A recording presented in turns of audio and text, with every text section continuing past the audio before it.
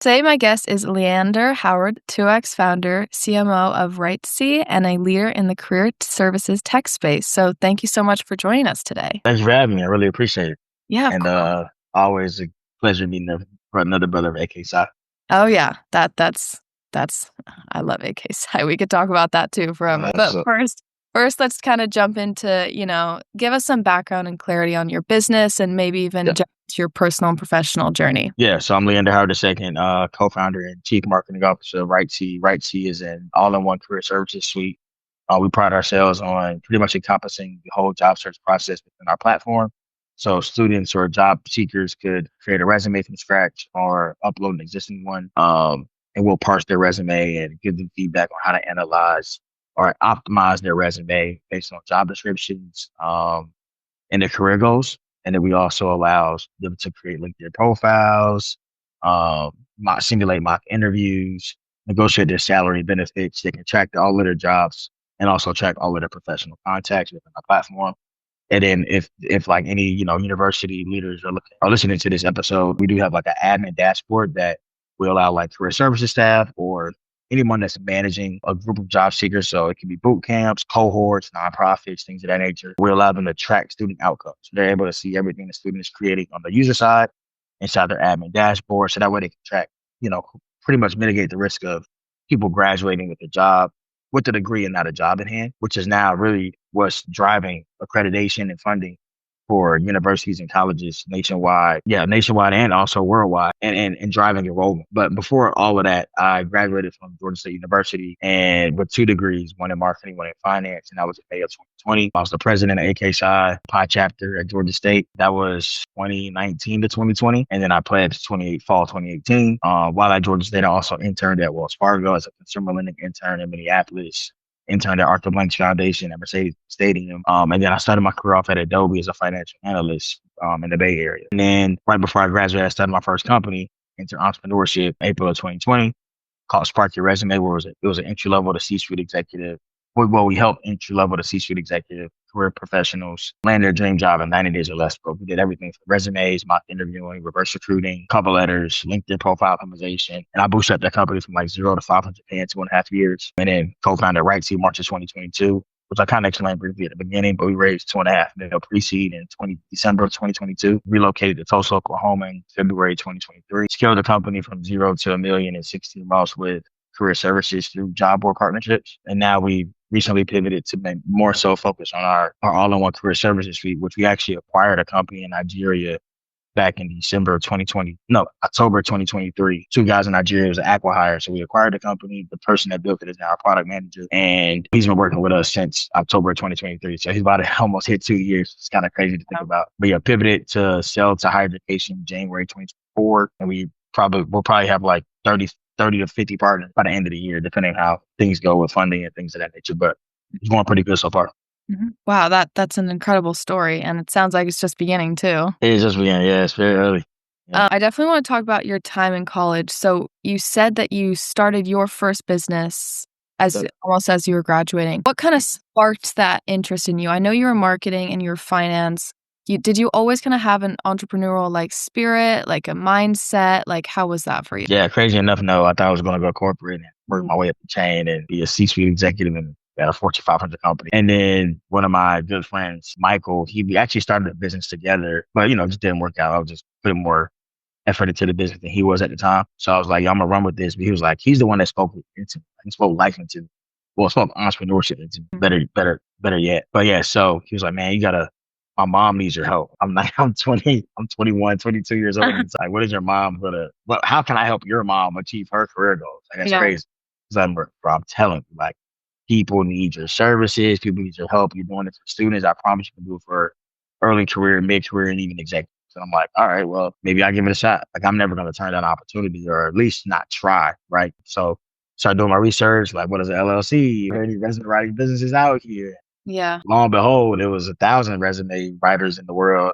People are already doing the things that I was trying to do. So I was like, all right, well, it's already appetite for it. People are obviously looking for services. Their business is doing it. So it helped me, be more confident when it came to like launching something that was already out in the market. And then just, differentiating myself as, hey, I've done these internships. I actually know how to get jobs. I've helped people get jobs. And then just proving myself by, charging cheap at first, like $25 or $50 for resumes for like mid-career professionals, getting the word out, making sure I can actually get the results and testimonials. And then once I got testimonials, I raised my prices. I think at one point I was charging $500 for resume and Wow. then $7,500 for a package to find people jobs for executives, and they were paying. I think the highest package I sold was $8,000 for like a mid-career professional. So I always tell people when you start, man, just try to get testimonials and customers first, and then once you get those, I mean, the testimonials speak for themselves. Would you That say becomes marketing. Yeah, would you say that was the hardest part of kind of getting your foot in the door, just having, like, no testimonials, just getting started? Was that a huge thing? I mean, see, people try to charge an arm and a leg for something that doesn't really exist. So sometimes you got to work for free to get a testimonial. And then Mhm. once you get the testimonial, then that testimonial turns into your first customer because now you can prove that you've done this for somebody similar to them. So what I do is say I'll take this mid-career professional, get them a job, have them do a 5 to 10 minute interview with me, chop up those clips. Mm. I can run ads on now that one testimonial. I can run ads towards everybody that matches these demographics that might be looking for to have the same pain, same problem that this person's had, looking for a solution. And then my ad pops up talking about this lady or man that's I helped increase their salary to $85,000 over 3 months. I promise you, I will book a meeting, and Yeah. then those meetings will generate revenue. Like I can tell you my numbers, but like I'm gonna book 100 meetings. I'm gonna have 70 people show up, and I'm gonna have 21 people buy. If my average order value is $1,000, I make 21,000. Yeah, wow. That is very But impressive. those are the numbers. Like Yeah. you got to know your numbers. Like Yeah. you know your numbers, and you can predict revenue month over month. I totally agree. And going back to the beginning, when you said it's tough to start and get the testimonials, but I'm wondering what, as an entrepreneur so young, I mean, you were freshly in your 20s. What were people around you saying? Like your friends, your family, was anyone doubtful, or were they like, go get your dreams? I mean, of course, you're gonna have doubters. If you don't have doubters, not doing the right. So, but I don't pay attention to them. I pay attention to people that are actually supporting me that want to know how I can help them. And I think if you don't have customers, you got content, right? So your expertise breeds results. Like it not I had a quote one. It was like content breeds credibility. Credibility breeds clients. Clients breed case studies breeds more clients. That's exactly what I wrote on Twitter like years ago. But that's my quote. Like it's like all this like 5 C's: content, credibility, clients, case studies, and then more clients. So really 4 C's. But yeah, that's what it is. So you put out content to show your expertise. That brings awareness, and people start trusting you. Right? Yeah. That's your credibility. People start trusting that you can do X, Y, Z because of your content. Mhm. They get on calls with you. They want they're interested. They book meetings. They're downloading your resources. And your resources are building even more credibility, right? They're downloading your first ebook, or they might watch a YouTube video about you talking about a subject, how to optimize a resume, or create the best LinkedIn profile, and it makes sense. They're like, oh, okay, I don't want to do this myself. I'll go pay Leander to do it for me. Yeah. Great. They book a meeting, go to my website. Now they put their credit card in. They purchase. We got an onboarding experience. I actually fulfill the project. I do the order. After the order, they optimize their LinkedIn. Now they're getting interviewed, right? Now, next thing you know, 3 months, 60 days, 90 days later, they got a job. Okay, great. Now I have a case study. This Yep. person went from here to here within X amount of days or months. That's called transformation, Mhm. right? So I'm selling transformation. People only buy when they have pain. And the bigger the pain, if I have a headache that's like 2 out of 10, I might take a little Tylenol, you know what I'm saying? I'll be okay. Not gonna cost much. I can probably drive myself to CVS and get my own Tylenol. My headache isn't that painful to where I can't still operate. But if my headache was at a 10 where I couldn't move, I mean, it was ridiculous. Like somebody just smacked me with a pot on my head where I'm out conscious. And I mean, it's my head is throbbing. I'm gonna pay top dollar to get rid of this pain because it hurts that much.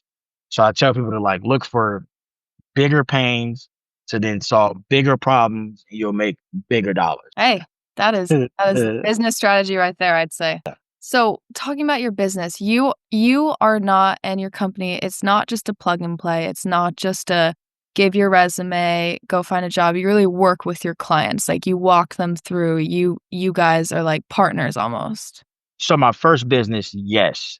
WriteSea, not necessarily. So like what we did now was more so take all of our experience where we done all the manual resume, LinkedIn profiles, and talking to clients, and transform that into a more of an AI solution to where it's more self-serve and it's way more scalable. So before I would have to have 50 resume writers to fulfill 300 orders in a month because it's personalized work, right? But now I have our AI solution where I got to have a million people using my software getting results, the same results or even better results than a human writing a resume manually these days. So Yeah. it's the same outcome, just a different structure on how it's done. Gotcha. I love that topic of AI, and I definitely wanna talk about that. So how is that kinda being implemented into your company? Because, like you said, resume, anyone can go into chat now and kinda be like, "Give me this resume." Like, how is it working in your company, and are you looking to scale your AI implementation anytime soon? Yeah, most definitely. So we are actively deploying AI models inside the company, one for our product, but also just for like marketing per se. Like I'm working on building some AI agents currently to help with like DDR work, copywriting, creating our newsletters, video campaigns, onboarding videos. Like there's so many resources and models out here that can do literally anything you wanted to do right now. So it's more so about, okay, am I really focused on the problem at hand and then figuring out the solution or which model I want to use to actually execute on my problem. Mhm. I think a lot of people start with AI first. It's more, I think I look at it as like, okay, I'm looking to solve a specific problem. And then I go and figure out which AI model or which tool I should be using to actually execute on solving this problem. Not, oh, this new tool is out here. Let me go see what I can do with it. If I don't have a problem that the tool can solve, then I'm not focused on that. Like there's so many tools. There's a new tool every day. But right now we most are use OpenAI, Llama 3, and I believe a little bit of like Gemini and Claude as well Those are great. on the back end. But we have our own like prompt engineers that we're using to create solid bullet points and Mhm. different responses based on what the user is inputting into our system. Yeah. So it's very customized to the use case of helping people actually succeed in the job search. Whether like a ChatGPT is for everybody. If you don't tell ChatGPT the right things, it's not going to help you in the best way to create the best resume or LinkedIn or help you. You can't simulate a mock interview with ChatGPT. I mean, maybe text based, but not video based to where it's giving you real feedback on verbal fluency, relevance to question, nonverbal communication, things like that that our tool can do. So, but we do use those models on the back end to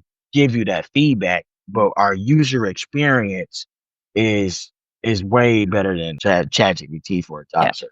I think it talking to businesses and leaders, I think implementation is so important, and it's great that I'm starting to see that people are not scared of it anymore and actually using it to their advantage. It's very smart, and like we like to say, like, it's AI or be left behind, right? No, that's a fact.